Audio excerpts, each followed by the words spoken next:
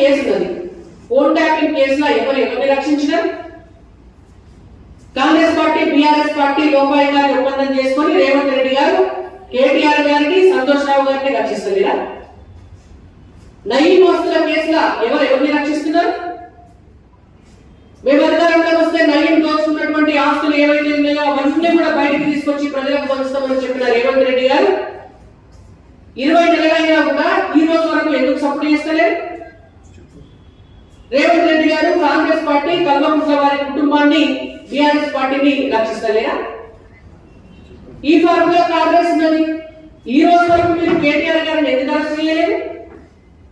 Congress party, BRS party లోపాయి గారి ఒప్పందం చేసుకోలేదా? ఇట్లా చెప్పుకుంటూ పోతే 190 ఉన్నాయి. ఓటుకు నోటు కేసులో రేవంత్ రెడ్డి గారిని కేసీఆర్ గారు కాపాడినారు. ఇవాళ రేవంత్ రెడ్డి గారు బీఆర్ఎస్ పార్టీని కాపాడుతున్నారు.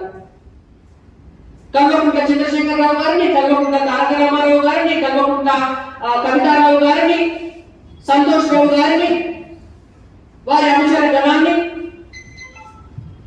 ఇవాళ మాజీ ఇంటెలిజెన్స్ చీఫ్ గా వ్యవహరించినటువంటి ప్రభాకర్ రావు గారిని కూడా బతికి పట్టగట్టే ఏర్పాటు చేస్తున్నటువంటిది రేవంత్ రెడ్డి గారు.